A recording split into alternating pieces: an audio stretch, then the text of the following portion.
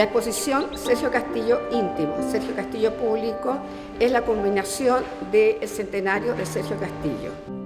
Sergio Castillo público significa mostrar en este espacio 150 obras de Sergio Castillo que están tanto en Chile como en el extranjero. Es un espacio que se ha tratado muy bien la obra pública, es un tema que hoy día vamos a hacer un conversatorio, precisamente la escultura en el espacio público. También tenemos en el primer piso la exposición Sergio Castillo íntimo, que son las obras que Sergio Castillo hizo para él, no son encargos. Eso no están en espacio público, están en su propia colección. Soy la directora de la Corporación Cultural de Vitacura y hoy día quiero darles la más gran bienvenida a este conversatorio de lujo. La verdad, esta exposición ha sido un regalo gigante de Silvia Westermann, que hoy día nos acompaña, así que un aplauso gigante para ella.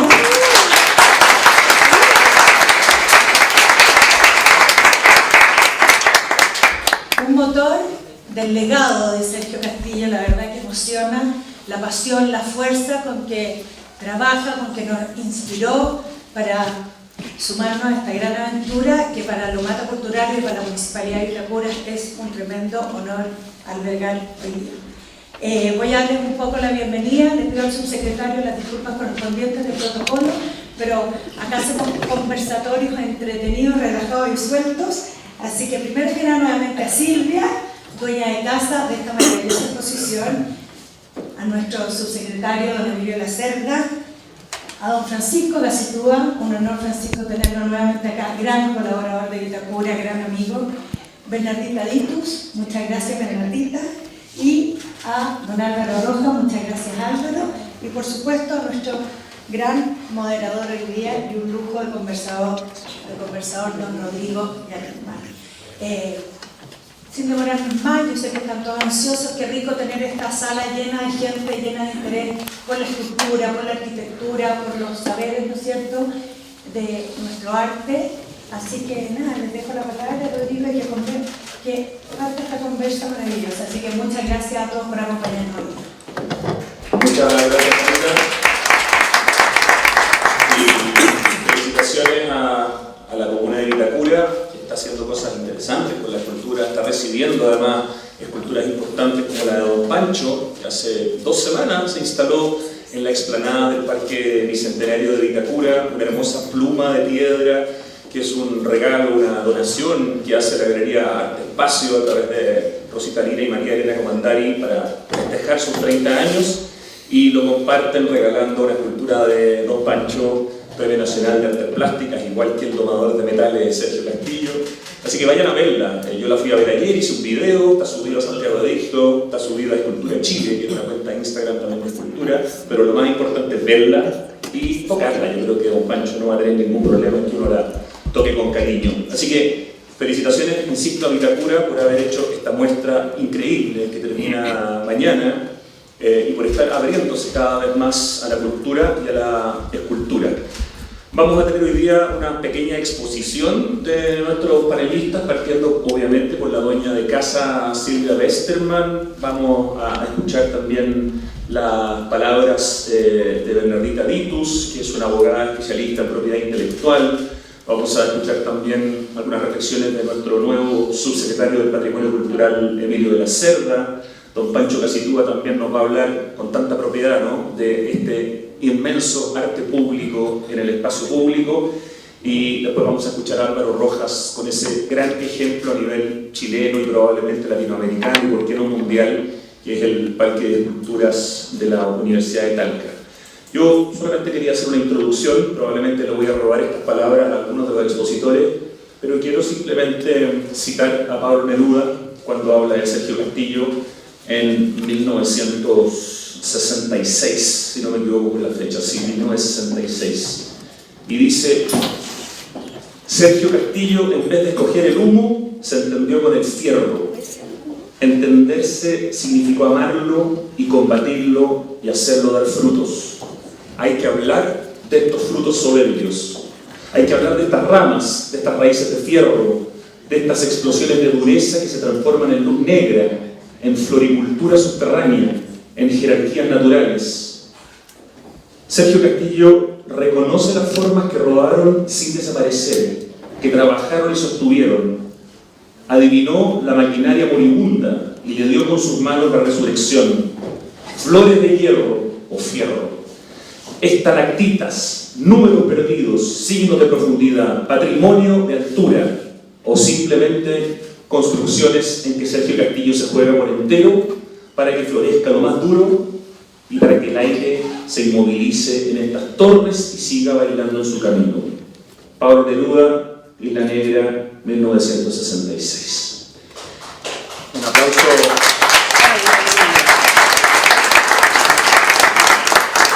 Bueno, para empezar esta conversación en que ustedes van a tener la palabra, parte importante de este mediodía va a ser la interacción entre los panelistas y el público. Y queríamos hablar de cultura, de arte público, pero también del tema que tiene que ver con los derechos de propiedad intelectual, con el mantenimiento de la cultura en el espacio público. Pero primero vamos a invitar a la dueña de casa, Silvia Westermann, para hacer una reflexión y para empezar a poner cierre no solo a esta muestra, sino que a un año completo de homenaje a los 100 años que habría cumplido el año pasado el inmenso Sergio Castillo. Silvia, por favor. Gracias. Muchas gracias a todos, a todas. Hoy tantas caras conocidas. Yo hablo muy suelta, así que si no me entienden, díganme nomás que no entendieron. Pero primero, gracias. Gracias a Vitacura. Vitacura nos está dando ejemplo de cultura, de apoyo. Es una maravilla y quedé muy contenta. Termina la exposición mañana. Fue a ver, cuando tú sales con el corazón así saltando, contenta, que todo salió bien, y sobre todo la parte humana, así que Vitacura, muchas gracias, estoy segura que Sergio está aquí y también está muy contento. Bueno, el tema es, vamos a partir que Sergio Castillo hizo la primera escultura en espacio público, 1964, en material, soldado, fierro, reciclado, que está tan de moda ahora.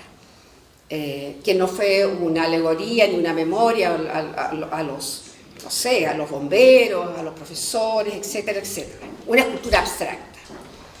De ahí para adelante, Sergio Castillo hizo 105 esculturas en espacio público en Chile y el extranjero. Estoy contando esto a propósito del tema que vamos a conversar después. O vamos a conversar después de mí, yo estuve 2 años haciendo investigación seria a través de documentos, recortes de prensa, fotos, y descubrí que hay muchísimas esculturas que están perdidas. Por ejemplo, que encontré recibos de compra, encargos, cartas, etc. Incluso instituciones como el MOP, bancos, etc. Y empecé a descubrir que hay muchísimas esculturas que están perdidas, muchas, y no pequeñas, estoy hablando de esculturas grandes. Sigo investigando, y el tema es que hay ley, pero la ley no se conoce, no se ha difundido. También los artistas son un poquito abúlicos, lo digo porque yo siempre estaba muy cercana a los artistas, y dicen, ay, qué lata, tenés que preocuparme, bueno, no sé si van a restaurar esta escultura o no. Entonces creo que es el momento en que tanto artistas como las instituciones empiecen a tomar conciencia que existe una ley de patrimonio. Hay una ley que protege al artista, a la obra. No está aplicada por desconocimiento, por todas las razones. Eso lo podemos discutir después, por favor. En este trabajo de investigación fui por todas las municipalidades. No solamente encontré cosas terribles de Sergio, también encontré en una ocasión de Pancho Casitúa que un graffiti, Panchito en la Plaza Pedro Valdivia, que el graffiti en vez de limpiarla la pintaron y parecía el granito maravilloso, parecía cartón piedra. etcétera. Vi cosas terribles. Bueno, yo voy a contar solamente de cuatro problemas que yo tengo en este momento con 4 esculturas de Sergio, porque son muchas, entonces no voy a alargar. Por ejemplo, y aquí después los expertos en propiedad intelectual y patrimonio sabrán cómo contestar a cómo solucionamos este problema, por dónde vamos, en fin. Por ejemplo, parte de las esculturas de Providencia. Hay la escultura de Sergio Castillo, se hizo en 2008. Sergio Castillo la pintó roja, porque es una erupción telúrica, pero un rojo puntual, no es cualquier rojo. Yo llevo años peleando porque la restauren, y en un momento cayó en mis manos una empresa que la iba a restaurar, que entre paréntesis, las instituciones restauran y no preguntan ni al artista ni a las personas que tienen la propiedad intelectual. Entonces, ponen cualquier rojo. Yo estaba dando hace poco un ejemplo, cuando tú estás restaurando, por ejemplo, un cuadro de Manet, hay un amarillo. El que está restaurando dice, qué feo este amarillo, a mí no me gusta este amarillo. Pero bueno, cuando restauras vas a tener que poner el amarillo que puso Manet. Pero estás restaurando una escultura azul. Oye, ¿qué tarros tienes en la municipal? ¿Qué tarros azules tienes? Ponen cualquier azul. No, el artista puso un azul, o un rojo, o un blanco, no cualquier rojo. Eso no se respeta. Ya, yo tengo ese problema en la municipalidad de Providencia, parte de las esculturas. Me van a perdonar, pero aquí voy a tener que seguir nombrando las municipalidades, que lo que tengo más cercano, porque es muy largo lo otro. En Las Condes, en el Paseo La Pastora. Llevo 15 años peleando por esa escultura. He pasado por todos los alcaldes. Está torcida, está oxidada, era un rojo intenso, la parte de dentro está naranja. El otro día me enteré que la querían restaurar y yo dije, pero a mí nadie me ha consultado. ¿Cómo lo van a...? Porque no me llaman, yo estoy viva, yo tengo la propiedad intelectual, yo sé cómo se hizo esa escultura. Ese es un tema que aquí tenemos escultores, tenemos personas de patrimonio que podrán decir cómo se usa la ley. Aquí tenemos la ley. Y voy a contar estos 2 casos, y después hay otro que es muy curioso, que ahí sí que yo no sé si está dentro de la ley. Si hay algo, ustedes saben más. Sergio Castillo tiene 2 esculturas en espacio público. Hay una que está en Apoquindo con Tomás Moro. Es una escultura de 9 metros. Le plantaron árboles.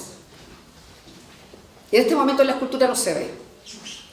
Esa escultura se está dañando por los pájaros, los excrementos, las hojas que caen, que se empiezan a podrir, ¿entiendes? Además de no verse, porque cuando tú colocas una obra en un espacio público es para que se vea.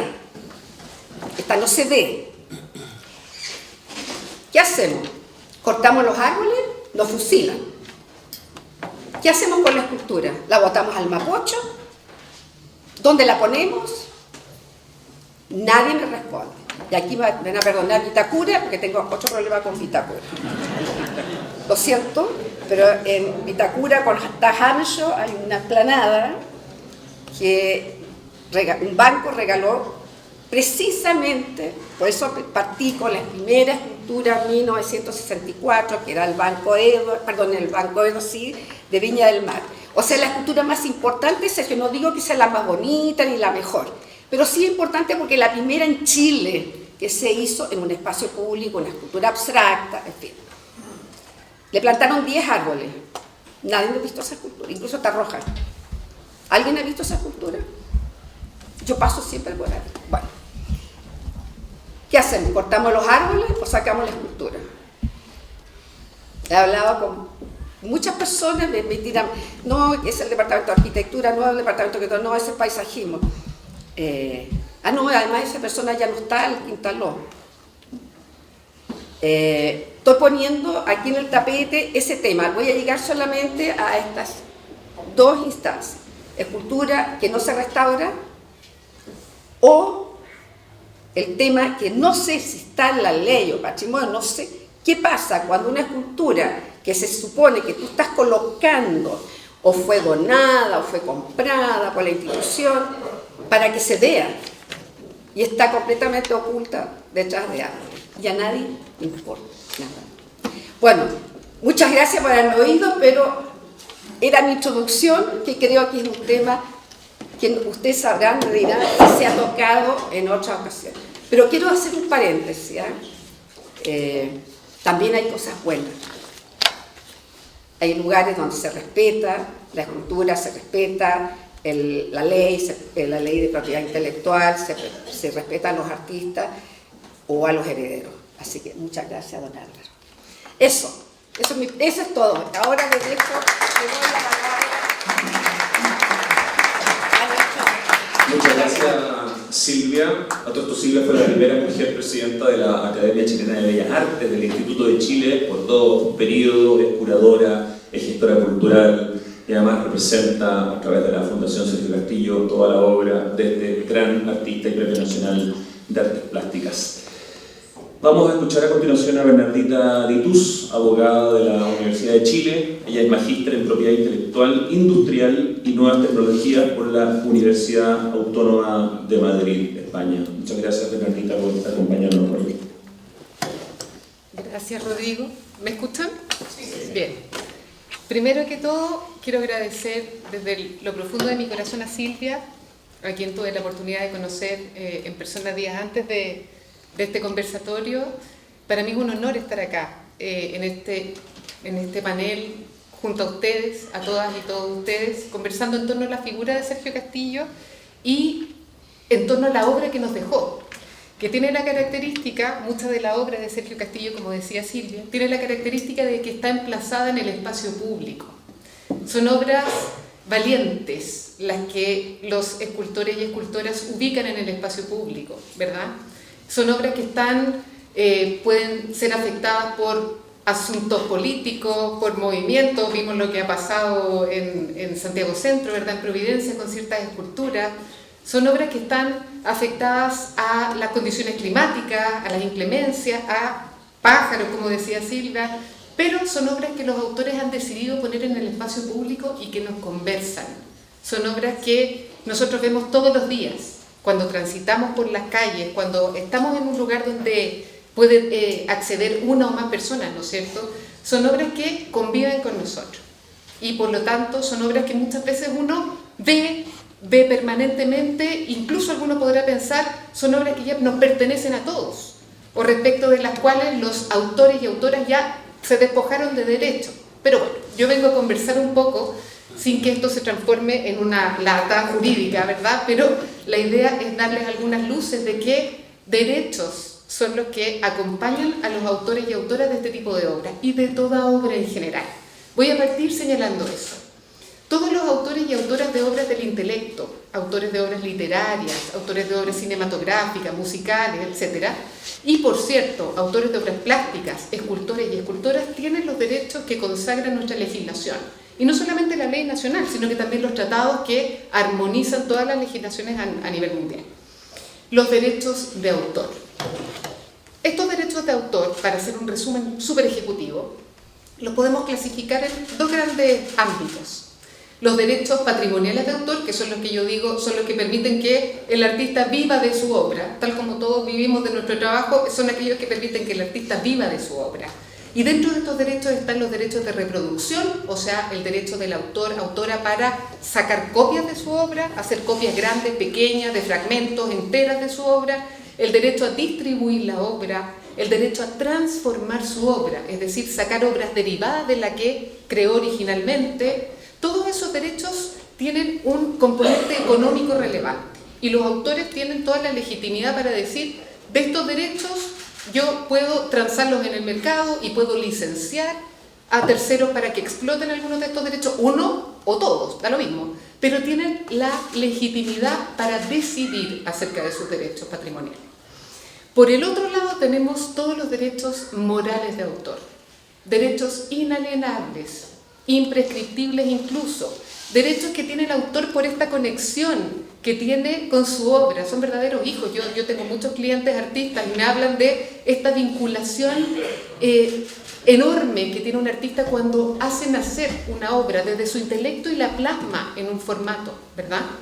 Estos derechos básicamente son dos: el derecho a la paternidad de la obra, es decir, a que nadie pueda apropiarse diciendo que la obra le pertenece no siéndolo, y desde una esfera negativa que nadie diga que esa obra pertenece, por ejemplo, a Sergio Castillo si no lo es, por ejemplo. Y el derecho de integridad, que es un derecho que tiene el autor en forma permanente a impedir que se hagan modificaciones de su obra sin su consentimiento expreso previo. Y nuestra legislación es bien férrea en la defensa de este derecho, a diferencia de otras legislaciones donde se habla de que no se pueden hacer modificaciones que afecten la honra del autor. Nuestra legislación ni siquiera le pone apellido. No se pueden hacer modificaciones de una obra sin la autorización previa del autor. Entonces, escuchando a Silvia, todo lo que yo estoy hablando un poco va conversando en torno a la problemática que ella nos plantea. Estos derechos de autor, así puede sonar obvio, no tienen nada que ver con los derechos de dominio que tiene el dueño del material, ¿no? Una cosa es el corpus mechanicum, que se define en doctrina como la materialidad misma, o sea, la escultura misma podrá ser de propiedad de alguien. Si alguien compra una escultura, tiene derechos de dominio sobre esa pieza. Pero los derechos de autor del artista que la creó conviven con esos derechos y deben ser respetados. De eso se trata nuestra legislación de derechos de autor, del reconocimiento de esos derechos, que duran por toda la vida del autor, como dijo Silvia, y 70 años después de la muerte del autor. En nuestra legislación se consagra así al menos, ¿no es cierto? Y por lo tanto puede ser ejercitado por los herederos, los cesionarios, etc. Última reflexión, porque si no, después yo no paro de hablar del tema de derechos de autor y aquí me largo. La única peculiaridad que tienen las obras escultóricas ubicadas en el espacio público es que nuestra legislación regula una limitante al ejercicio de uno de los derechos patrimoniales que mencioné. Como obviamente todos estos derechos exclusivos que tienen los autores tienen que convivir de alguna manera con los derechos de la sociedad entera a tener acceso a la cultura, por ejemplo, y la ley establece excepciones. Les voy a poner solo un ejemplo. La ley permite que sin pagar al autor una obra literaria, por ejemplo, pueda ser transformada para efectos de accesibilidad de personas con discapacidad, por ejemplo. Si tenemos una obra literaria escrita, sin pagar al autor, yo podría transformarla al lenguaje braille, ¿no es cierto?, hacer una obra derivada para permitir a personas con discapacidad visual acceder a esa obra, ¿verdad? Bueno. Hay un catálogo de limitantes muy excepcionales que establece la ley. Y en el caso de las obras en el espacio público hay una limitante. La ley permite que mediante un acto de fotografía incidental, mediante la reproducción con el dibujo, o incluso cuando se hacen tomas filmográficas de un plano donde se encuentra una escultura en el espacio público, no se tengan que pagar derechos al autor. Pero eso es evidente. Estamos hablando de obras, la mayoría de gran formato, que no se pueden mover y que por lo tanto un uso incidental de esa obra está permitido. Pero jamás se va a permitir la reproducción de una obra que supere esa limitante. Yo no puedo tomar una obra de Sergio Castillo y hacer miniaturas de la obra de Sergio Castillo, ni para regalarla, ni para explotarla, ni un fragmento, etc. Eso no está permitido por la ley. Podría hacerlo respecto de obras que ya están en el dominio público, o sea, obras que ya no están protegidas por el derecho de autor, ¿verdad? Pero no cuando se trata de una obra protegida. En definitiva, esta pincelada, ¿cuál es mi objeto? ¿Cuál es mi objetivo con esta pincelada que les doy? Que quede claro que estas obras están protegidas. Y además, esto ya excede un poco a lo que yo vengo a conversar, pero que se trata de obras que como tienen esta particularidad de presentarnos la cultura a la sociedad entera, tenemos que hacer un esfuerzo mancomunado y sobre todo el Estado. Como decía Silvia, hay leyes. Tenemos que hacer un esfuerzo para conservarlas, para que la ley de patrimonio, de una vez por todas, pueda convivir en una armonía con las leyes de derecho de autor Y para eso tenemos harto camino todavía que recorrer. Les agradezco mucho su atención.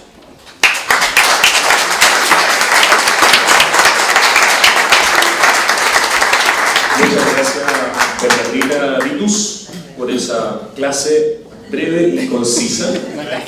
Quiero aprovechar de saludar al Premio Nacional Federico Asler y a Francisca Dérano, que se nos han unido. Un aplauso para Federico y a Francisca. Gracias por acompañarnos hoy día.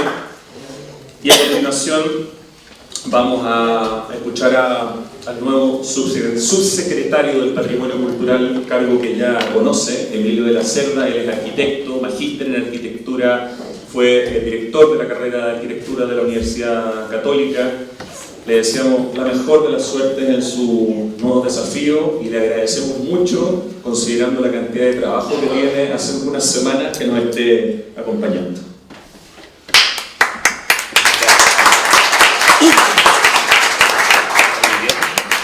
¿Se escucha, no? Está bien. Bueno, gracias Silvia por la invitación, gracias a todo el panel. Y feliz de estar acá. Mira, Silvia me había invitado antes igual. O sea, era Antes de que sí. antes de haber... bueno. A ver, bueno, pero encuentro que el tema es muy relevante y ahora desde la vereda de la institucionalidad hay bastante que decir respecto a este asunto.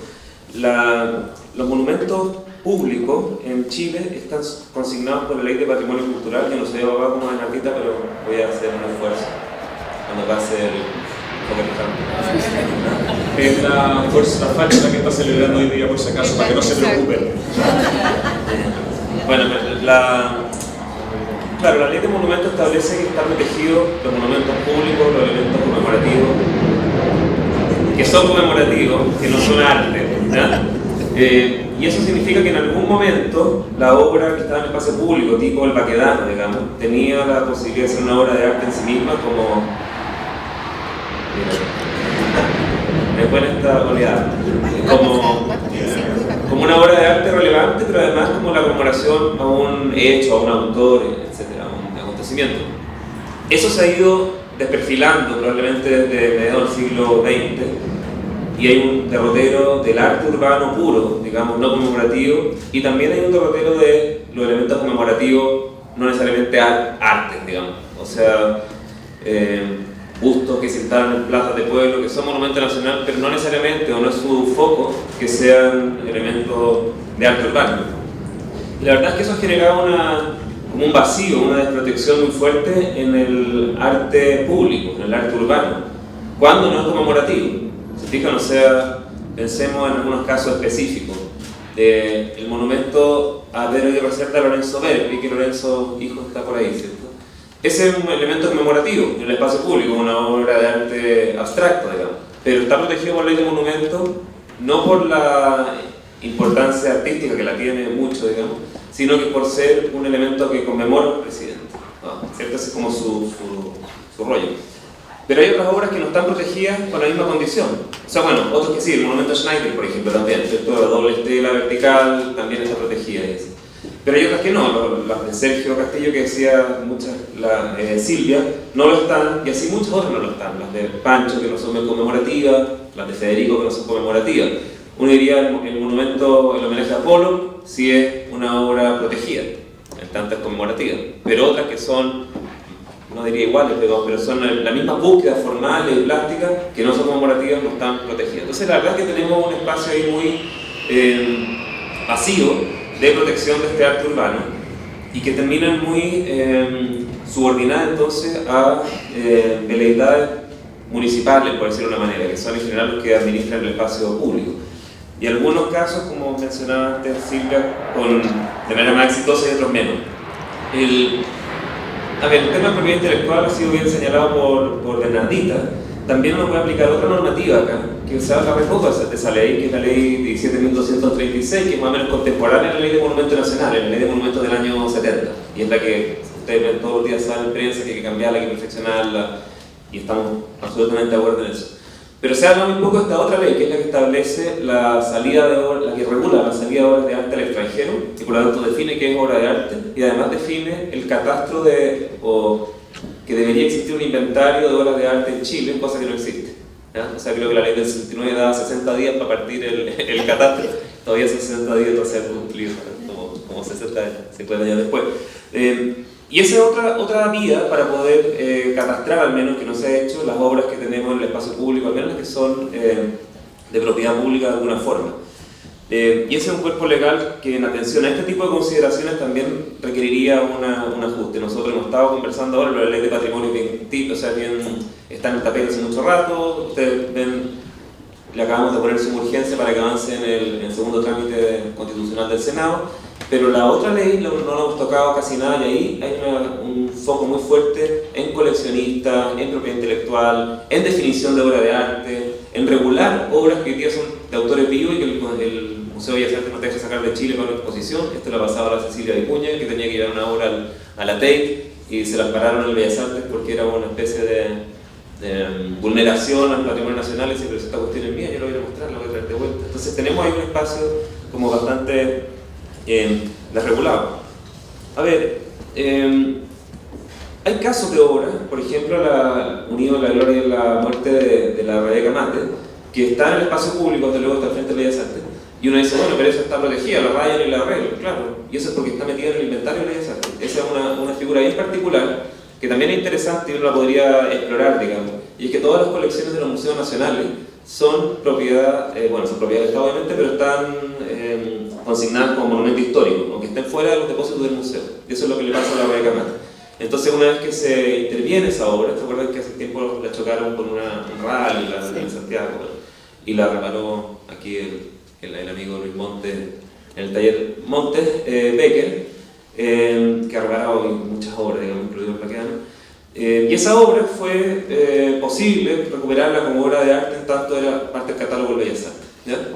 Eso también es una figura interesante que lo puede incorporar incluso en la legislación que se está discutiendo, porque en la medida en que tú señales que ciertos inventarios o filiaciones con algunas instituciones públicas, incluso municipales, puedan tener un nivel de protección adicional, tú facultas que haya una tuición adicional sobre esas obras que son obras de arte. Eso hoy día no lo tenemos, pero perfectamente podríamos tenerlo en un debate, porque como decimos, hoy día están en una tierra bien de nadie, y esto nos arroja como unos procedimientos y protocolos que están muy anclados casi que en los departamentos de aseo y ornato de los municipios, en el mejor de los casos, digamos, ¿ya?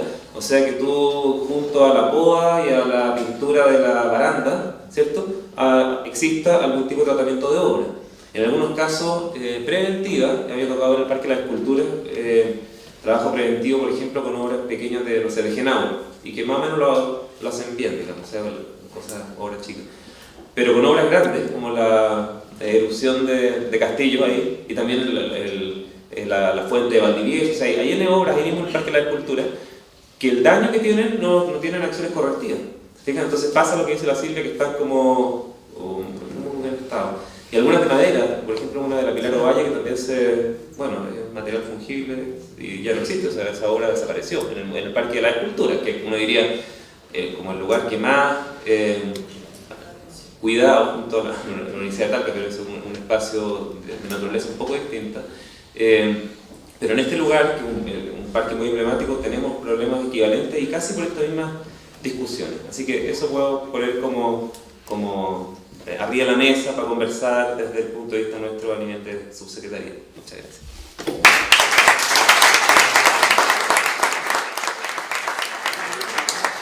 Muchas gracias, Emilio de la Cerda. Y a continuación queremos escuchar a don Pancho Francisco Gacitúa. Mira, todo esto tiene una gran muestra con Ángela Leible, que nos acompaña también hoy día en el Centro Cultural del Tranque, que aquí son. Quiero hablar como escultor y explicarle un poco qué es la escultura. Ahí estaba leyendo un lindo texto que yo le mandé a Sergio Castillo hace mucho tiempo. Bueno, primero los agradecimientos a la municipalidad, a todo el mundo, a Sergio, a mis amigos escultores que están aquí también. Fíjate que hay tu papel fue siempre el espacio, tu tinta el acero, tu soporte el suelo. Esa es la escultura. Es decir, estoy completamente de acuerdo que, y hay que defenderla urgentemente. Pero la escultura es el resultado de un ser autista que en las profundidades de su soledad, en su taller, produce un objeto para comunicarse, y es una palabra que se emplaza para que conversar con todo el mundo en el espacio público. Yo digo, por eso yo digo, la escultura está en la calle, o mejor que se vaya para la casa, o no está.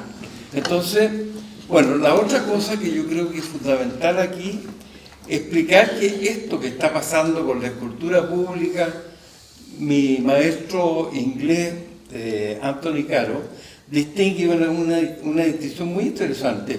Ellos distinguen entre civic sculpture y fine art sculpture. La fine art sculpture entra al ruedo en todas las ciudades del mundo hace muy poco. Estamos hablando de 40.000 años de escultura, y en los últimos 100 años entra la escultura abstracta, no figurativa, por la sola finalidad de las bellas artes, de la expresión de los escultores. Entonces yo creo que ni las ciudades de Europa ni de ninguna parte están preparadas para recibir esta aluvión tan distinto a lo que fue la estatuaria durante, yo digo por ahí, por ejemplo, te traigo un escrito, pero yo creo que un poco latero, leer escrito. Digo, cuando el primer hombre, mujer, familia, entran a América hace 20.000 años, y pone 3 piedras para señalar el camino, por si no hay camino en América. Ahí comienza, no la escultura, comienza la cultura en América. Hace 20.000 años la comenzamos los escultores. Entonces, esa marca del escultor es perenne. Yo creo que haya pasado épocas que fue estatuaria, o que la evolución de la escultura es una raíz, como dice Neruda, el hilo de la escultura se pierde en la noche del pasado, pero existe, y existe fuerte. Y yo creo que ni el Estado, ni nosotros mismos los escultores nos damos cuenta de lo que estamos metidos. Entonces, voy a aquí escribir una serie de puntos que no los voy a leer porque, lo primero, la escultura es una palabra, la palabra de los escultores, pero está emplazada en un espacio que es espacio público. Y el espacio público es la casa grande de una sociedad viva, especialmente en Latinoamérica, con su irreverencia absoluta, las ciudades latinoamericanas, lo que también es interesante. Y ahí nos tenemos que adaptar los escultores. Yo tengo esculturas de, no sé, y a Sergio y a todos los escultores nos pasan, esculturas que han viajado de un lado a otro. Bueno, ya lo había hecho las esculturas de cuando Napoleón las toma como botín de guerra en Italia y se lo lleva al Louvre, y después con el Tratado Tolentino vuelven a través de los Alpes, hay dibujos maravillosos de eso, el Apolo Belvedere y todo. O sea, la escultura viaja, pero hay un emplazamiento que es la otra mitad del lenguaje. Si la escultura está en una plaza, es muy distinto que si está en la mitad de un río y sirve para cruzarlo. En fin, el emplazamiento. Entonces, ahí también hay un punto que yo creo que no está considerado por las leyes. Aquí el emplazamiento es la otra mitad. Lo que uno dice, lo dice en un lugar y para gente que lo está escuchando en ese lugar, que tiene unas características, en fin, de cultura, etc. Eso sería la otra cosa. La otra, y esta sí que es mucho más brava todavía, la escultura, especialmente la escultura no cívica, la escultura de Bellas Artes, se publica con una, escuchen, sola copia. Las películas tienen 1 millón de copias, los libros, gracias a Dios, se salvan, porque tienen también miles de copias. La escultura tiene una oportunidad y uno las ve de repente desaparecer. Escucha, Federico, yo lo he visto llorando cuando encuentro unos vándalos que por último, la piedra se pica, pero Hay una oportunidad, entonces es dramática la cosa. Nuestro lenguaje, es decir, si la Gabriela Mistral hubiera escrito Desolación en escultura, yo creo que ya estaría vandalizada y tapada por los vándalos grafiteros y después los alcaldes que pintan encima del vándalo. Entonces se arma una dialéctica, digo yo. ¿Quién anda más rápido, el grafitero o el alcalde? Entonces las esculturas, las mías, hay algunas que ya tienen, no sé, capas, 2 centímetros de pintura. Entonces tengo que venir yo personalmente con, qué sé yo, con limpiezas al vapor y pues al final termino picando. Ya, ese es otro problema de la escultura, que somos escopetas, no con 40 municiones. Este es un rifle de un tiro, si no le apuntan, desaparecemos. En nuestro mensaje, que muchas veces nos hemos demorado en hacer una escultura, uno, no sé, pues son de repente 3 años, ahí consultando, sacando pedazos. En fin, eso desaparece. ¿Qué otra tengo? La otra cosa que yo lo dejo también, que aquí hay un problema que no solo es el problema de los autores, derechos de autor, etcétera, sino que hay un problema de seguridad pública. Las esculturas, estábamos hablando, ¿no es cierto?, las grandes de Sergio, en fin, yo tengo cosas bien grandes, hasta 40 metros, 100 metros por ahí. Si las esculturas no son especial, bueno, esa es la otra cosa, el acero o el fierro entra hace poco como material. El bronce se mantiene más o menos solo. Uno lo despelleja, le saca las mugres de los grafiteros y finalmente la cosa sobrevive. Pero nosotros tenemos el problema de que si no se mantienen, pues estamos hablando de cosas que pueden pesar 20 o 30 toneladas. Entonces, si no se mantiene la base, por ejemplo, si no hay un inspector que una vez al año pase por todas las esculturas en acero, que es un nuevo material que se usa hace 100 años no más, y revisa la fundación, antes está bien. Oye, ya no, estamos hablando de pintura, de la pintura original, que ese es otro problema. Como decía la Silvia, no es posible que una escultura verde la pinten azul. Claro. Pero ahí hay un tema pero muy importante. O sea, el día que se caiga una escultura encima de 10 peatones, esto llamamos los escultores out, o sea, nunca más hacen escultura.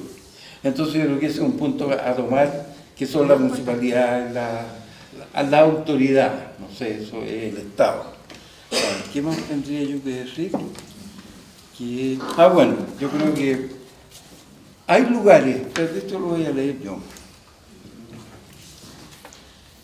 pero sí hay lugares creados para la escultura. El equipo de extensión cultural de la Universidad de Talca, liderado durante muchos años por su rector, Álvaro Rojas Marín, aquí presente, ha creado la mejor colección de arte público de Latinoamérica. Y yo andaba por varias, yo la consagro como la mejor, libro de todos los cultores. El Parque de Cultura, junto a grandes proyectos culturales, la Pinacoteca, la editorial de la universidad, el Museo Lili Garofalo, ahí está preservado todo, parte de nuestro pasado, maestra, el Memorial Nicanor Plaza, instalando, y esto es muy importante, una universidad que instala la cultura como viga maestra de la educación en esa universidad. Gracias.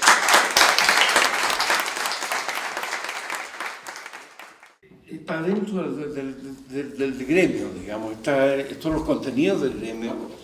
Es que nuestra batalla, que no es solo nuestra, sino que además es del público. El público en este momento está en el mundo virtual. En ese mundo, la virtualidad de Internet, hay un espejismo, un vértigo para nosotros los escultores. Si cedemos a él, tendremos que cambiarnos de arte. Un escultor debe aceptar su relación con la gente, siempre arcaica, uno a uno, sin prisa, en la temporalidad sin tiempo, casi desde el otro lado de los muros del tiempo, inexorablemente inmóviles, detenidos en un parque o en un cruce de caminos, mientras todas las otras artes vuelan y cruzan los espacios siderales y son vistas por millones de seres humanos. Esa detención en el tiempo y el lugar, en apariencia la gran debilidad de la cultura, es paradójicamente nuestra gran fortaleza. La cultura siempre ha podido hacer pocas cosas y en ese hacer tan poco está su fuerza. Sabemos que al final el espacio de la plaza, el espacio arcaico, natural, de conversación uno a uno, rodeados de naturaleza y oxígeno para respirar, silencio o música, es la meta final del escenario de la reunión específicamente humana por la que todos luchamos hoy. El espacio perfecto del futuro, que ojalá lleguemos a él y todos trabajamos, llevará siempre su poeta, su músico y al centro su escultura. Eso es lo que yo quería decir.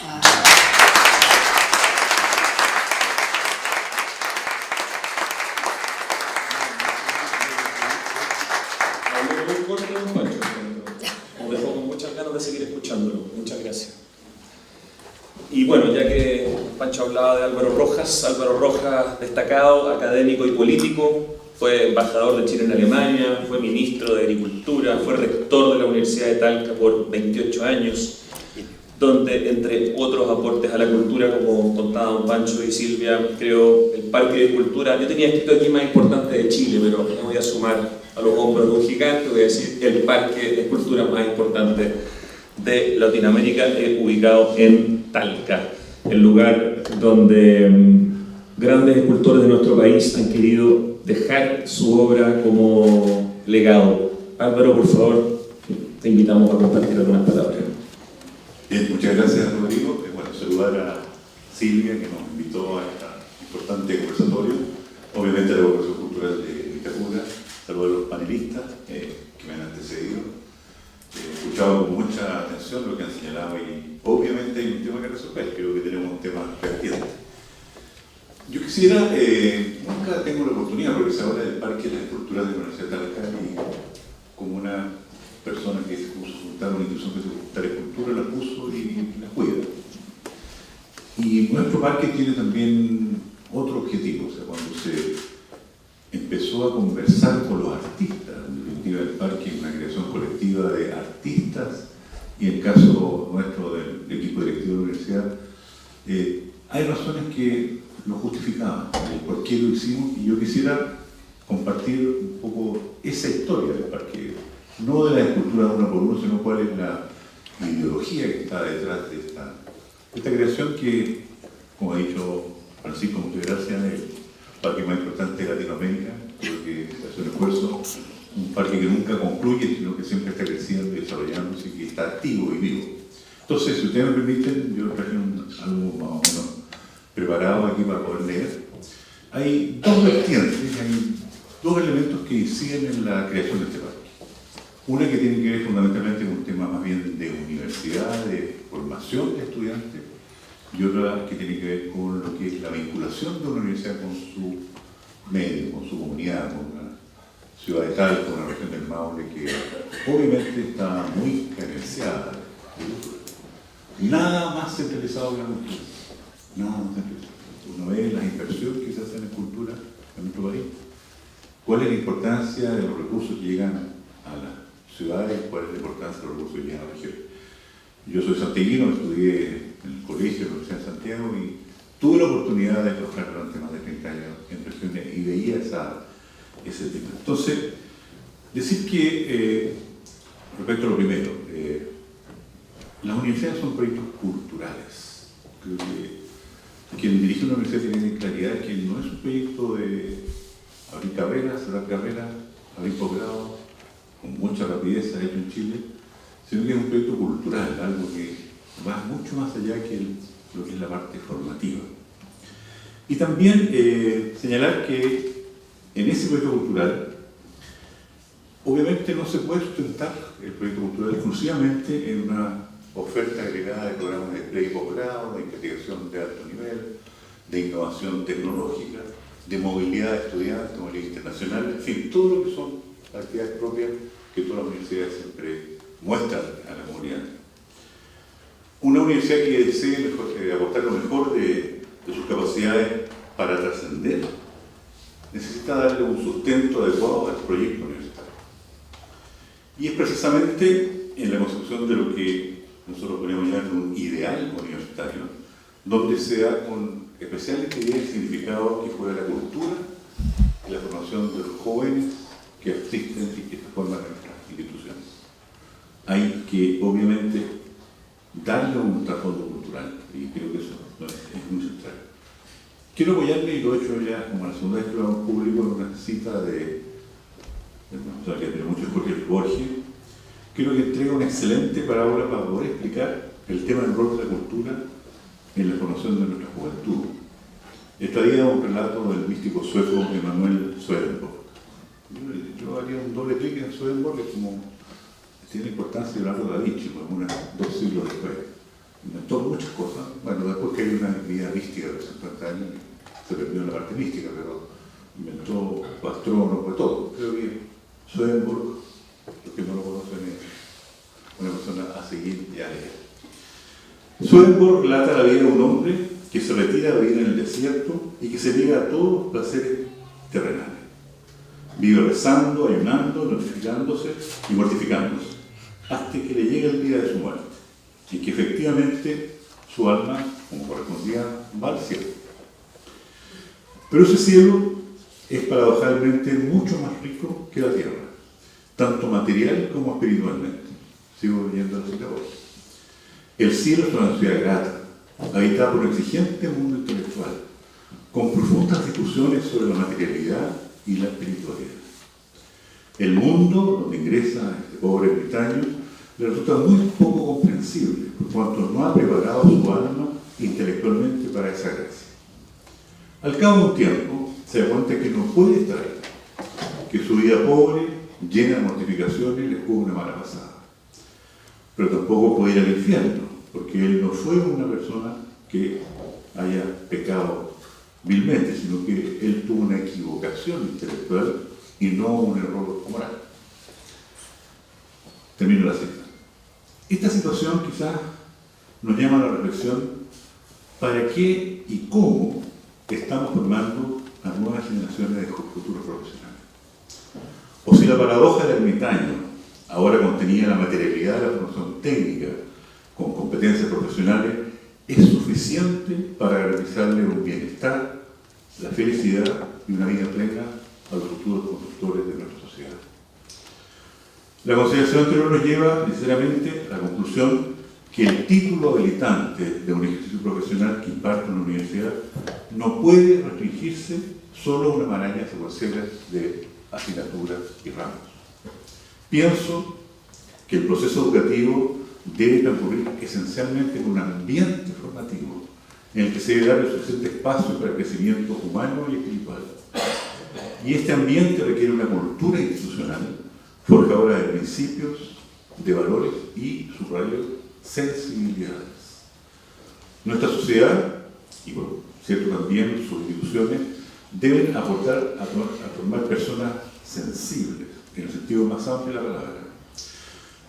Profesionales que sean capaces de la emoción, en una época donde todo es calculable, predecible y esperable. Ello por cuanto en la cultura se encuentran los códigos y las claves fundamentales que permiten a los hombres vivir en plenitud, particularmente en periodos de incertidumbre.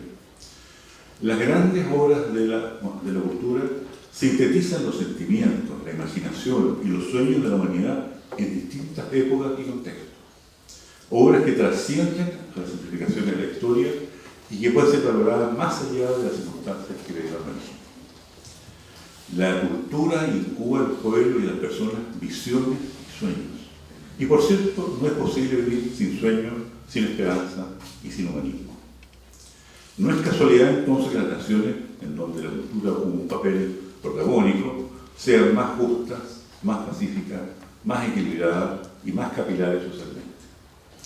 Es claro que en nuestra sociedad el hombre culto transforma su origen y democratiza sus relaciones sociales.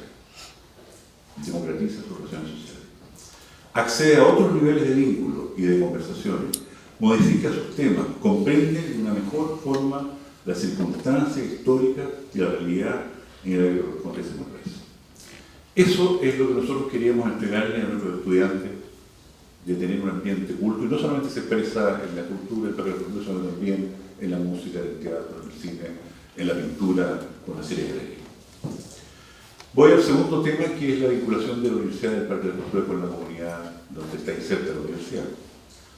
Como decía, yo nací en Santiago y me formé en Chile y en Alemania durante muchos años, en München, y llegué a trabajar junto a mi familia, a trabajar en Talca el año 1982.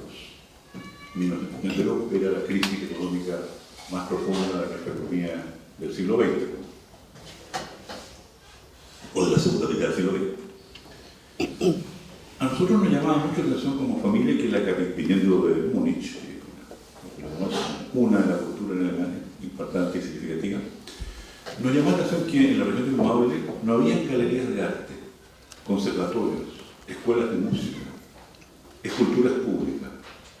Yo siempre hago el chiste que ni el regimiento tenía banda.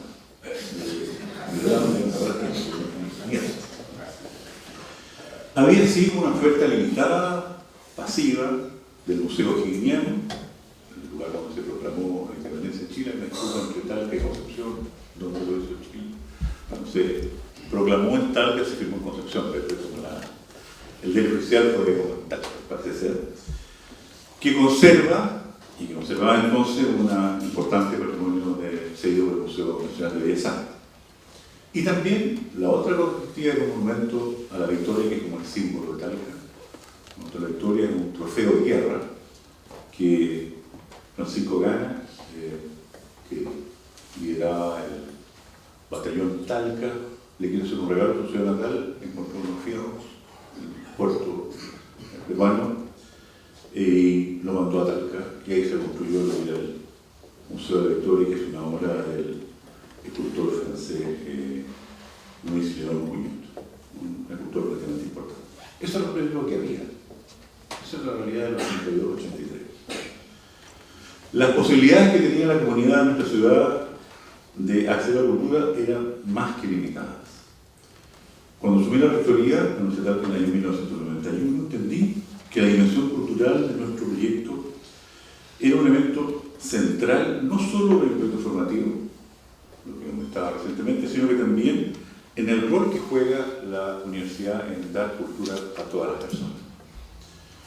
No solo estrictamente universitario, sino que también, en lo que dice en relación con mi trabajo, lo orienté a ver la forma de resolver un problema, y yo tengo que señalar que el Parque de la Cultura no es única una creación de una universidad tal, que es producto de conversación con muchas personas.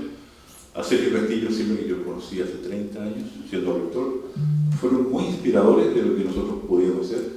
No sé si está aquí Mariana Comandani o la Rosita Lina, pero ellos también nos orientaron mucho. Federico Acer también, que está aquí presente. En la conversación dijeron que ustedes hagan un proyecto donde vayan lentamente agregando esculturas a un proyecto que la universidad pueda hacer trascender a la universidad. También, obviamente, armamos áreas de cine, de teatro, implementamos una serie de galerías de arte. Tengo espacio para hablar de galerías de arte, pero también un patrimonio importante que tiene la universidad, muchas colecciones. Pero el objetivo, y lo que queríamos nosotros con esto, era fundamentalmente transformar los espacios comunes en símbolos de identidad colectiva, regional, genuina. Democratizar el arte para visibilizarlo y hacerlo accesible a todos. Fomentar la memoria histórica y destacar el trabajo de grandes escultores, por ejemplo, de Nicanor Parra, después de miles de esfuerzos, los proyectos de Nicanor Parra, que es el padre de la cultura de Chile, reposan en nuestra universidad en una obra escultórica apoyada por 4 escultores, nosotros cada uno de ellos. De Lili Garapovich, el taller de Lili Garapovich, nosotros hemos montado con 70 obras en nuestra universidad, esto es maravilloso. Sergio Castillo, con más de 6 obras en nuestra universidad. Bueno, Francisco Casitúa, por cierto, muchas obras en nuestra universidad. José Vicente Gajardo, Mario Terrazal, Federico Acer, una maravillosa obra en nuestra universidad, hace ya más de 30 años, entre tantos otros escultores. La colección de la Universidad de unas 50 esculturas a 40 en formato grande y muchas en el formato. Y también queríamos crear puntos de encuentro que fortalecen la vida comunitaria y transformar espacios del campus en este caso, para dirigir la planificación de rotondas, plazas pequeñas, espacios temáticos dedicados. Son 70 hectáreas más lo que tiene el campus de la Universidad de Talca. En síntesis, estoy concluyendo, un espacio público que es capaz de educar, conectar y fortalecer una identidad colectiva. El Museo Nacional de la Escultura es un espacio público, como es un campus universitario, abierto, es un patrimonio de la cultura nacional, de los escultores de la Universidad de Talca y de toda la ciudadanía, y tiene la enorme, y la Universidad de Talca tiene enorme responsabilidad de cuidarlo, protegerlo y sobre todo divulgarlo. Porque creo que no solamente que es una cultura limpia, pero que la comunidad debe saber qué significa esa cultura. Y ese rol también que está muy garantizado en la ley, pero la cultura juega un papel, tal como decía el presidente Francisco, es un libro abierto. El parque es, en definitiva, un aula sin muros. La conexión entre universidad y comunidad. Creaciones abiertas de piedra y metal que hablan más que los libros y que invitan a pensar. Por ello debe ser cuidado, con esmero. Es un currículum invisible. Los estudiantes viven invisiblemente en un espacio cultural. Les entra sin que se lo expliquemos. Y ellos cuidan el contenido. Miles de movilizaciones, jamás una raya, ¿no? Y de hecho, en una movilización bastante compleja, ellos mismos lo protegieron con plástico porque si alguien tenía la idea de hacerlo, o sea, los mismos tomadores de la universidad cuidan su cultura. En este parque, los artistas que nos han apoyado con sus creaciones saben que sus obras van a perdurar, educando e inspirando por muchos años a miles de jóvenes. Muchas gracias.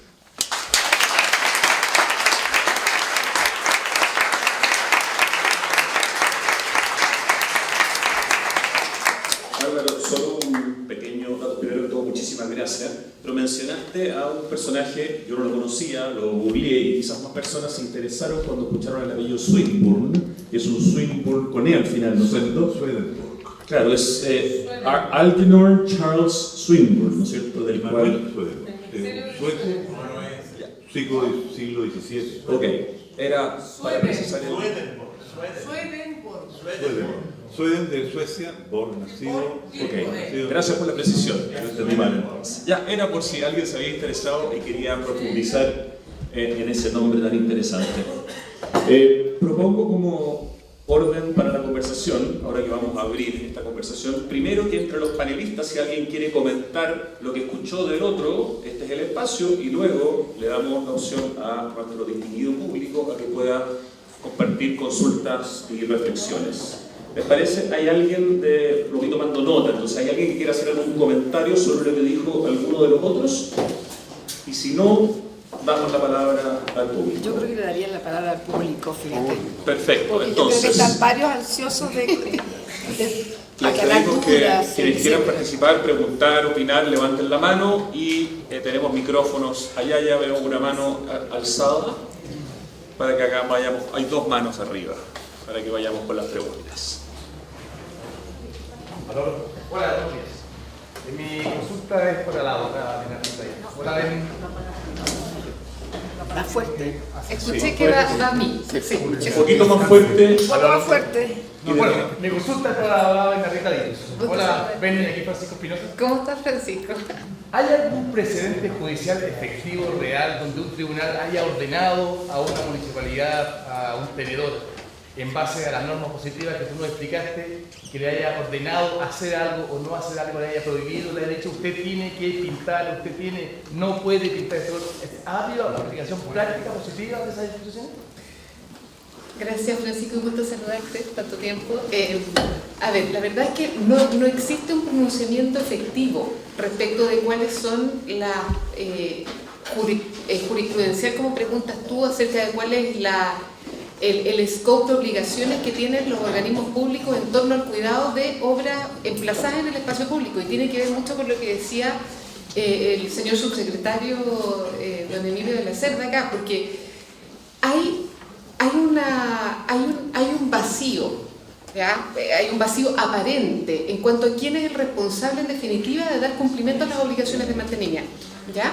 Porque la normativa de monumentos públicos, de monumentos nacionales, habla de monumentos nacionales y se refiere a la conmemoración, ¿no es cierto? Monumentos conmemorativos, dice la ley, y eso podría ser absolutamente limitante de cuáles son las obligaciones del Estado. Pero si uno va más allá en la normativa, uno encuentra que hay otros conceptos dando vuelta a la ley. Están los monumentos históricos, que tienen que ser designados ahí por decreto, ¿no es cierto? Y están los monumentos públicos también. Y yo creo que por ahí existe mano, con una interpretación legal adecuada, para, con voluntad política, ¿no es cierto?, poder crear reglamentos adecuados. Ahora no se encuentran reglamentos que puedan permitir a la judicatura aplicar una sanción efectiva. Ahora lo que encontramos, y no sé si me equivoco y ahí le consulto a Emilio, hay lineamientos generales que vienen de tiempo atrás del Consejo de Monumentos Nacionales de cómo tratar el cuidado de una obra que está en el espacio público, a quién contactar en caso de deterioro, y ahí se establece que tiene que participar algún profesional que haya tenido experiencia en restauración, pero no existe una conversación entre esa obligación y los derechos del titular, porque como decía Silvia, es muy difícil que en un proceso de restauración llamen a los titulares del derecho de autor para que ellos puedan dar los lineamientos de cómo tiene que efectuarse el tratamiento de esa restauración, porque no es lo mismo pintar azul que pintar verde, definitivamente no. Entonces se echan de menos esos pronunciamientos. No me quiero alargar. Lo que sí han existido ya son pronunciamientos jurisprudenciales en torno a los derechos de autor y a cómo tenemos que interpretarlos y cuáles son sus alcances y cuáles son los alcances de las limitaciones. Está presente acá el marido de una escultora también muy importante chilena, doña María Angélica Chavarri, que estamos tramitando un juicio por derechos de autor. Esto está todavía en veremos, hay un recurso pendiente ante la Corte de Apelaciones, pero donde ya se ha establecido que los derechos de autor de que estábamos hablando en primera instancia no pueden verse alterados por reproducciones no autorizadas por la autora, por ejemplo. Entonces yo creo que ahí sí, Francisco, encontramos pronunciamiento sobre los derechos morales de autor. Hay harta jurisprudencia ya de muchas mujeres artistas que se han atrevido a iniciar acciones judiciales, porque me ha tocado representar a 3 mujeres, justamente, curiosamente, que han batallado por la protección de sus derechos de autor, y sí encontramos ya jurisprudencia sobre derechos morales y patrimoniales de autor. Perdón si me extendí. Muchas gracias, Bernardita. Tenemos una pregunta. Buenas, quiero agradecer a todos los presentes acá, y tengo una consulta respecto a lo que dijo Silvia sobre la obra que está tapada por los árboles, y también esta pregunta, si me puede responder Francisco un poco, y es por el hecho de que en general para apreciar obras se tiene que retraer algo. Por ejemplo, en Santo Domingo, desde la municipalidad de la Municipalidad de Santiago, se retrae y se genera una plaza para poder apreciar la iglesia, o esa separación que existe entre la obra, una pintura que tiene el marco, y también hay un espacio entre el marco y la pintura para poder apreciarla. Y en ese sentido, la obra no solamente tiene que estar ahí, sino que también tiene que haber una especie de espacio que separa a la persona de la obra, o incluso la obra invita a la persona a estar adentro, como es el caso de la famosa obra que está al frente de la Escuela de Ingeniería Raúl Deves, allá en la Universidad Católica. Así, hay condiciones que coloca el artista para que la obra se instale y poder apreciarla, pero condiciones como legales, de que el espacio es parte de la obra en la que está inmersa.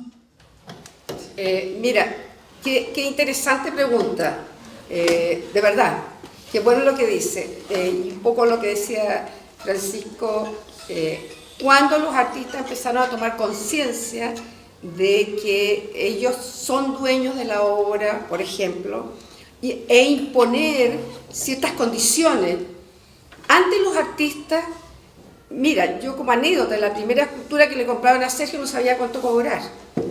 Decía, si yo estoy haciendo escultura porque estoy contento, estoy feliz, no pensó que iba a ganarse la vida, ¿eh? Y yo creo que muchos artistas de esa época, ahora ya los artistas están más preparados. Entonces, efectivamente, cuando le compraron una obra, estamos hablando de espacio público, no en casas privadas, oficinas, no se ponían condiciones, no se especificaba, mire, yo esta escultura no me la pueden mover de acá, si van a cambiar el entorno por las razones que sea, a lo mejor va a pasar una calle, etcétera, se me consulte. O sea, eso que debería, y que yo creo que no se hace en este momento, que se debería hacer, es que el artista deje estipulado sus condiciones, ¿no es cierto? Y que se hay que restaurar. Por ejemplo, a propósito de los árboles, cuando Sergio Castillo hizo esa escultura ahí, que es un Martin Luther King de 9 metros, no habían árboles, yo tengo fotos, era un peladero, había unas plantitas así. La escultura tiene 9 metros, los árboles tienen 12 metros ahora, y además pegados a la escultura. Claro, Sergio Castillo cuando la vendió, se la encargaron, no pensó nunca que le iban a poner esos árboles. O sea, yo creo que Pancho tampoco, y Asle no está pensando en eso. Cuando a Asle le han movido escultura, que ha reclamado con todos los derechos, o sea, eso ni siquiera debería pasar. O sea, la municipalidad, antes de mover una escultura de Federico Asle, debería consultarle, ¿cómo lo hacemos? ¿Usted acepta? Etcétera, etcétera. Se pueden llegar a acuerdos.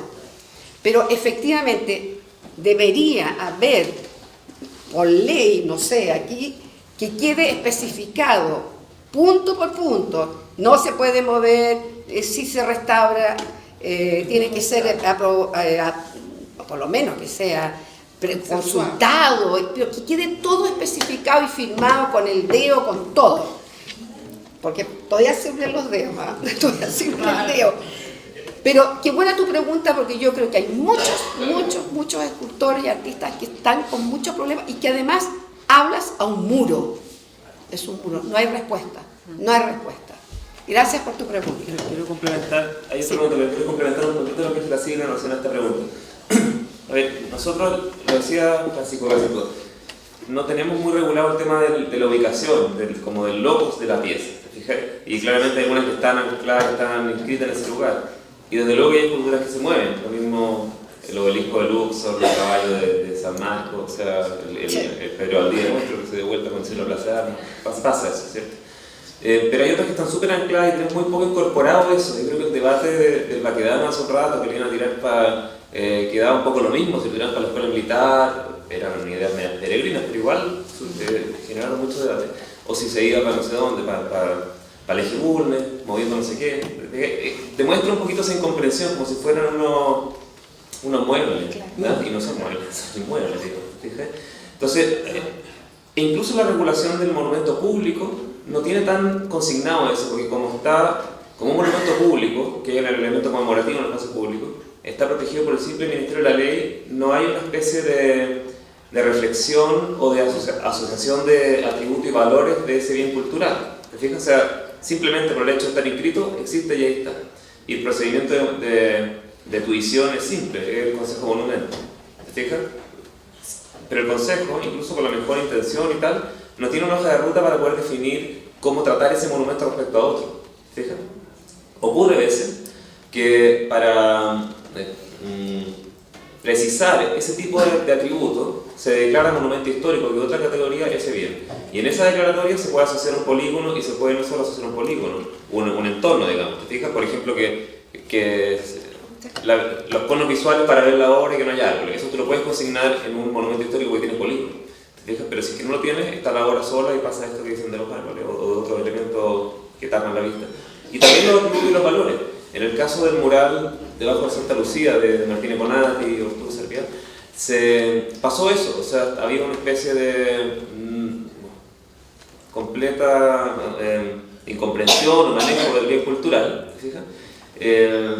Incluso con los autores vivos, digamos, todo rayado, qué sé yo. Había un proyecto para intervenirlo, bien intencionado el proyecto, quería conectar la plaza Vicuña Maquena con el Cerro Santa Lucía, pero intervenía la obra y hubo un movimiento que fue público, ¿cierto? Y se protegió esa obra, y para protegerla pasó a hacer otra pregunta: atributos, valores, polígono de protección, qué se puede hacer, cómo se puede hacer, o sea, una especie de hoja de ruta mucho más específica respecto a ese bien cultural que el simple hecho de estar emplazado.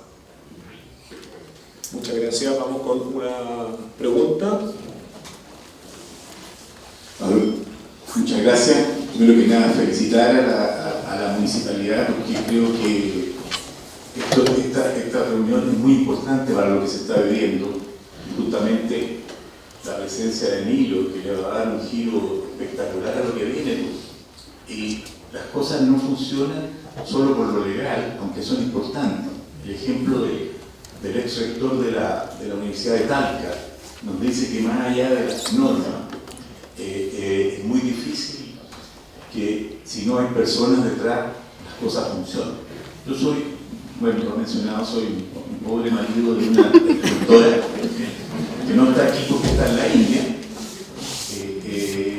tienen alrededor de 20 esculturas en espacios públicos, y yo me he ido involucrando sin querer en el tema.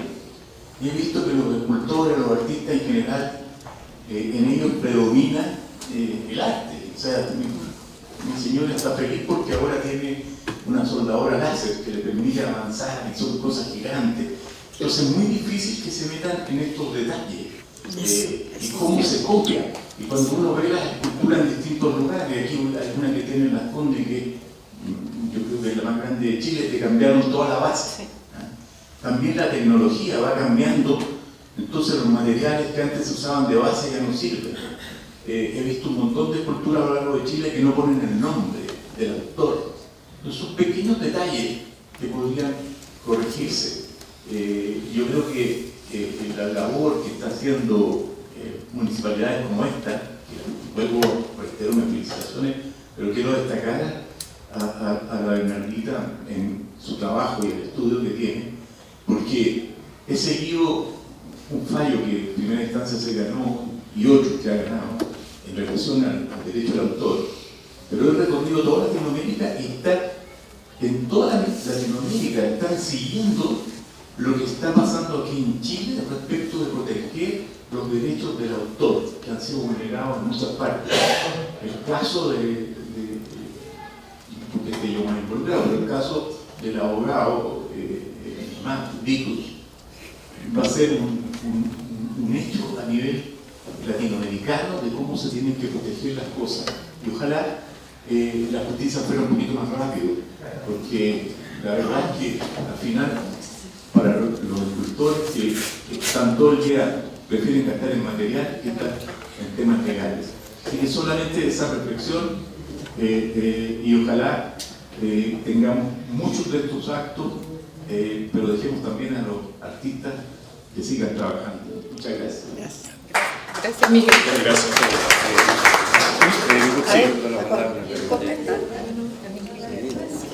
Vamos por una pregunta, después va a preguntar don Federico. Buenas tardes, soy escultora y agradezco tremendamente la calidad de cada uno de los que han estado en esta mesa y los aportes tremendos y la, ¿cómo se llama? La identificación que he tenido con cada uno de los temas, porque realmente creo que tengo ejemplo de todas, obras destruidas, obras cambiadas y obras instaladas de gran formato.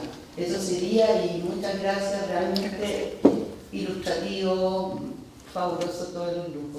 ¿No? Gracias. Muchas gracias.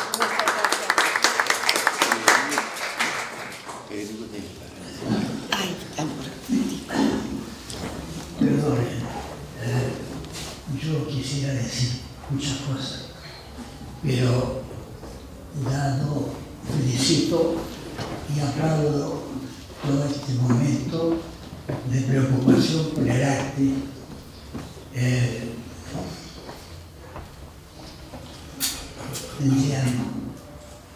Tendría que usar muchas palabras y hacer una síntesis de lo que se ha conversado, de lo que se ha planteado, pero sería muy largo. Tengo una experiencia muy larga con respecto al arte, a la pintura, a la escultura, y amo el arte por sobre todas las cosas. Agradezco a todos aquí presentes la preocupación y el interés por el arte. Muchas gracias.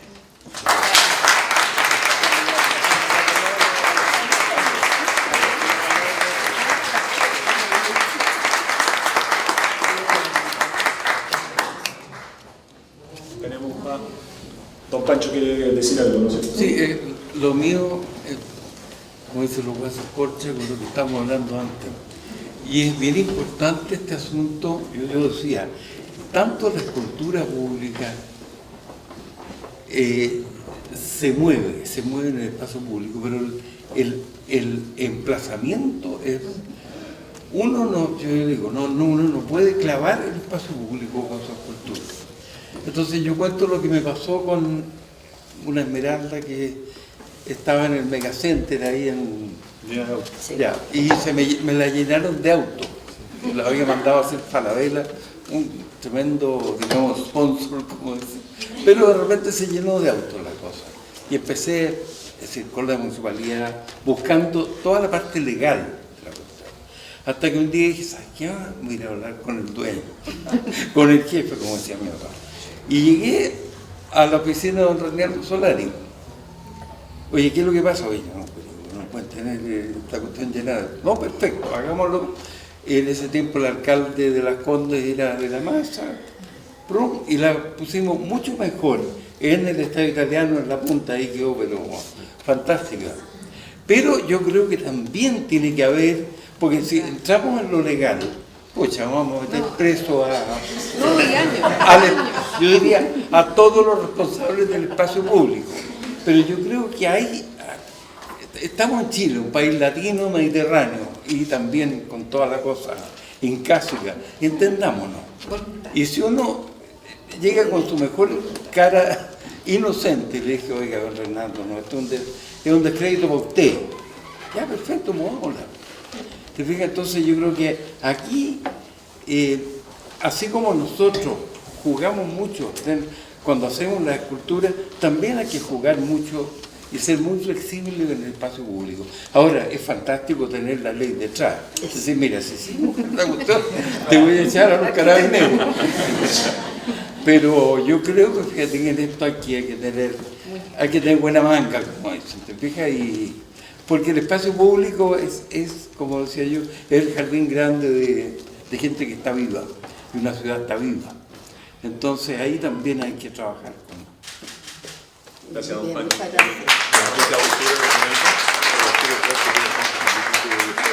El doctor Mauricio Guajardo tiene la palabra, una de las últimas preguntas de esta tarde. Bueno, muchas gracias por la exposición. Ha sido muy interesante todo. Yo primero, dos cosas con respecto, por ejemplo, al panorama de la escultura pública en Chile. A nivel, siento yo, latinoamericano, estamos mucho más avanzados. Si bien no existe una política cultural, a través del MOB y otras instancias, digamos, se ha renovado el parque de esculturas, digamos, en Chile, a diferencia del resto de Latinoamérica, y eso es muy importante, con leyes detrás, qué sé yo. Lamentablemente, tampoco existen esas como políticas culturales, digamos, que afiancen, en el fondo, todo lo que han conversado, digamos, de lo que es la ley intelectual, cómo se instala la obra, quién se hace cargo del cuidado del patrimonio, ¿cierto? Y bueno, es un camino que yo creo que es bastante largo. Mi sensación es como que siempre hay como detrás, así como la Universidad de Talca, digamos, estaba el exdecano, digamos, resguardando ese patrimonio, haciéndolo propio, digamos, esa idea de mantener, de presentar para el público, exponer este espacio cultural, digamos, a la gente, pero él estaba atrás, digamos. Siempre yo creo que son personas, lamentablemente, insisto, que no hay realmente una política cultural frente al tema, y eso es un desafío que tenemos todos. Hay una cosa que yo hago un ejercicio, digamos, he tenido la suerte, digamos, de poder generar ciertas instancias para poder llenar de cultura en espacios públicos y privados, digamos, a través de simposios que son esculturas, bueno, no sé si más pequeñas, digamos, pero sí para espacios públicos. Y en esa instancia, digamos, siempre hay alguien que le interesa la escultura y obviamente presentarla al público, digamos, en nuestros espacios, ¿cierto? Pero insisto, no existe una política cultural, nadie finalmente se termina haciendo cargo de esto. Y claro, nosotros siempre nos hacemos responsables, digamos, de cuidar nuestras obras, nuestra herencia, digamos, para Chile en este caso. Esa es una reflexión que en el fondo siempre uno se hace. Igual sector que nosotros también tenemos responsabilidad, los artistas. Cuando generamos todos estos eventos, estos simposios de escultura, nosotros nos encargamos de generar también como estas memorias, digamos, de conservación de las obras, que muchas veces los artistas no las hacen, y tampoco en el fondo se desconoce, no sé, por ejemplo, en el caso de qué pintura, qué tipo, qué no sé qué, en fin. Todas esas cosas yo creo que también una responsabilidad propia de nosotros, digamos, para que no exista una investigación de algo que es súper simple de hacer. Yo la construí, yo sé qué hay que hacer, te lo explico y tú en el fondo lo tienes. Si finalmente no se termina usando y es un problema claramente del otro, también siento que es una responsabilidad nuestra, digamos, poder dejar ese material por escrito cuando se entrega la obra. En fin, eso. Muchas gracias. Gracias, Mauricio. Silvia Westermann, por favor. Le voy a contestar. Mira, gracias, Mauricio. Es muy interesante lo que pones tú sobre la responsabilidad también del artista. Eso es un poquito un tirón de oreja, porque a veces uno reclama y también dice que lo que tú has, digamos, no estoy hablando de las generaciones antiguas porque eso nada, porque tenía una escultura en el espacio público era un milagro, pero hoy día no, como dice, que ya hay más parques de escultura. Yo voy a contar con experiencia. Sergio hizo le encargaron una escultura para China, que fue llevada, una escultura muy grande, está en el Parque Chabayán, que nos llamó la atención que los chinos, entre las exigencias de poner una escultura en espacio público, tenía que ir todas las especificaciones de cuidado, qué pintura, y me acuerdo que en el container iba una cantidad de la pintura exacta, porque ellos necesitaban para restaurar esa pintura y ese color. Y hace poco me llegó, bueno, por alguien lo recuperó y me mostraron la escultura. Está perfecta, es el mismo color. Bueno, ahí hay una responsabilidad mutua, que también los artistas podrían decir, en este contrato a lo mejor, decir, pero ahora los abogados, la ley, no sé, que haya, que esté, incluso tú te metas que ya como lo llenas así, todas las especificaciones, porque también, como decía aquí mi amigo Guajardo, hay más parques de escultura, hay simposios. Entonces, antes había 4 o 5 esculturas, bueno, imagínate que la primera fue la de Sergio, la escultura, y después la de Torre Tajamar, la de Santiago, no había más esculturas en fierro, además. Sí. ¿Quién se iba a preocupar? Pero hoy día no, pues, o sea, gracias a Mauricio, porque de verdad es importante. También hay una responsabilidad del artista o de ambas partes, que de aquí adelante, para evitarse tantos problemas, que haya una responsabilidad mutua. Eso. Creo que estamos ok con las preguntas. Silvia, te invito muy brevemente a cerrar este conversatorio y a cerrar esta celebración de los 100 años de Sergio, porque mañana es el último día en que se puede ver esta muestra y entiendo que esto cierra este tan bonito y tan intenso ciclo. ¡Qué emocionante! Yo estoy súper emocionada porque esto fue un año completo del centenario de Sergio y aquí terminamos este centenario. Sergio nos anduvo dirigiendo y tirando las orejas también, que uno también comete errores, pero quiero decir que quedo muy contenta de haber hecho el final, la culminación aquí en Vitacura. Muchas gracias, aquí lo mata, aquí tengo, yo no sé cuántos años no veo, ya además soy chica, así que no veo mucho. Gracias a ustedes, porque lo que se hizo aquí sin vuestra profesionalidad no se habría podido hacer. Yo estoy contenta cuando me propusieron hacer algo para terminar este año, el año y además de la exposición, se me ocurrió este proyecto, más que haber hecho un recorrido, en fin, dije, ¿y por qué no aprovechamos tocar este tema que es tan importante? Y voy a decir algo, que efectivamente yo a Emilio lo invité antes que fuera subsecretario, incluso lo llamé a decirle, si quieres no vas, pero me dice, no, sí, el tema es interesante, así que te agradezco mucho que esté. Bueno, quiero agradecerle, Panchito. Muchas gracias. Tú sabes que Sergio Castillo entró a ti, se desdobló y entró en Y bueno, Álvaro, por favor, esta amistad de tantos años, y gracias porque en realidad la primera escultura del Parque de la Escultura es la de Sergio, que eso fueron largas conversaciones, en fin. Bueno, Bernardita, la ley, por favor, que la ley hay que usarla, por favor hay que usarla. Quiero agregar una cosa. Los artistas en general son muy glamurosos, pero son pobres. Eso sí, son todos pobres. Tú le ves la cuenta bancaria y está porque quiere comprar la soldadura mejor y porque no sé qué. Y es un tema bien interesante, porque en la ley debería quedar también especificado cómo se hacen los contratos. ¿Dónde recurres tú a hacer los contratos? Debería haber el Estado, por ejemplo, una oficina, yo sé que no tienen plata, pero una oficina donde, o por último, te metes ahí a enseñarte a hacer